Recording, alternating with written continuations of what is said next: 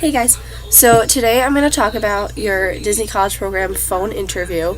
I think for the fall 2015 season, I think all the interviews are done because it's April 16th now and all acceptances and LICs are going out on the 20th. But maybe this will help any of you future YouTubers that are interested in the Disney College Program. So when I had my interview, I studied so hard about it. I looked up videos and practice questions, and it was bad. I spent every second I had that wasn't on school on Disney. So I have a few tips and all that good stuff. First, when I scheduled my phone interview, I scheduled it for 10:30 in the morning because I wake up at 7. So I go to the gym, I shower, and I was ready. And they can call 15 minutes before or after that time. So when I scheduled my interview at 10:30, I think she actually called at 10:42, which was right at the end, and she apologized. My interviewer's name was Jennifer. When a lot of people say when you answer the phone, you have to hello, this is your name, so I'd have to say hello, this is Maeghan, but I didn't. I just said hello. I was very cheerful, very nice, and she was very hi, how are you? This is Jennifer. I'm calling from the Disney College Program.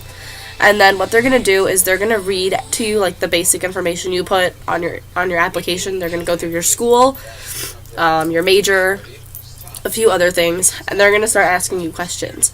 One question that, so God help you, you need to have an answer to is, why do you want to do the Disney College Program? And your answer cannot, I repeat, cannot be because I want to work for Disney. Because if you say, because I want to work for Disney, just apply for a regular job at Disney. You have to have an answer specific as to why you want to do the Disney College Program. So you can talk about how it'll enhance your resume, how it'll help your future career. For me, I'm a wellness management major. So I'm going to have to interact with a crap load of people on a daily basis in that major, so I mentioned that. And then they're going to talk to you about if you have any past job experience, whether it be an actual paid position, paid position, or whether it be a volunteer position. Talk about it. I have worked at Dunkin' Donuts. I worked there for 3 years. It was something. It was something else. And then I volunteered at Barnes. I did community service at my school. So we talked about that. They asked me personally a lot of patience questions, what's a situation you had to have patience with, or a situation where you had issues with a customer. So try and have some stories in your back pocket that you can pull out. Aside from general work information, they're going to ask, one question that I was asked, which completely caught me off guard, was, tell me about a time where you had to keep the magic alive. So I don't think I ummed on the phone, but in my head I was like, I don't know what to do. So I have 4 brothers, 2 younger, 2 older. So I talked about how one Christmas my parents and I were putting presents under the tree. He came out and I was like, no, we're helping Santa, but if he's not going to come finish them if you stay out here, so you have to go back to bed, something like that. So I was not expecting that at all. I actually didn't even remember that happened until I realized I had to talk about it. What else was I asked? I don't think I was really asked anything else, but when you have your interview, make sure you're ready.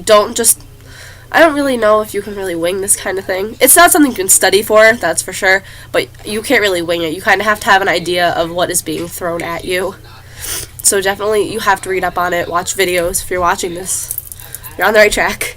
Watch videos, Google. If you Google DCP interview questions, you'll get a plethora of different sources that'll have those for you. What else was I asked? I have no idea because I didn't pay attention.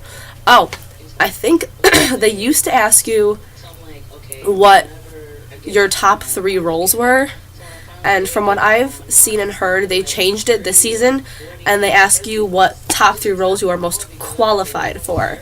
So I said quick service food and beverage, because fast food, full service food and beverage because they're similar. And then I think I said PhotoPass because I wanted PhotoPass. So I found a way to work what my top choice would be into my most qualified roles. So definitely do that if you're like dying to get something. Make it your first most qualified and throw out any random reason as to why you are most qualified for that role. You'll have to bear with me. I'm really sick right now. I'm trying to think. At the end of the interview, they're going to ask you if you have any questions for them. Ask a question. At least you have to ask at least one question. What did I ask? I asked how they got started with the Disney program, and then I asked if there was anything about my application or anything that had them concerned in any way. That's just something I ask at the end of an interview that will help tie up any loose ends, I guess. I don't know. But she said no, and she gave me a whole story on how she got started with Disney. And she sounded really happy, actually, that I asked. But then again, being happy is her job.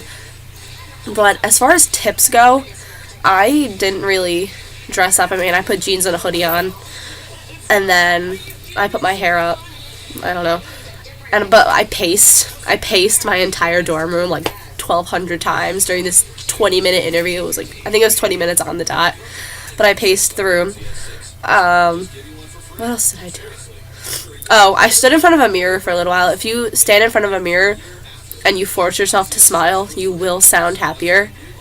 So you definitely want to smile. My phone keeps going off. You want to smile because even though they can't see that you're smiling, they can hear it. And as long as they hear that you're smiling, you're doing something right. Because you have to make yourself sound really, really excited.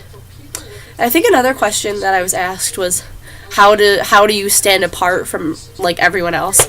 I don't remember what I said for that, but it worked, I guess. So that, be ready. Any question that you think, oh, the chances of me being asked this are not very big, you will probably be asked them. Because I was thrown a few questions, maybe 4 or 5 even, that I didn't see anywhere online that I was not expecting. Also, people always say you have to use your interviewer's name. I don't think I did once. I think maybe I just said, hi, Jennifer, it's nice talking to you, whatever, like in the beginning. But I think at the end I just said, have a great day, like how I would normally hang up a phone. So I don't know if you have to say their name, but I guess it's good too, so it knows that you're paying attention. But other than that, it's not as scary as everyone says it is.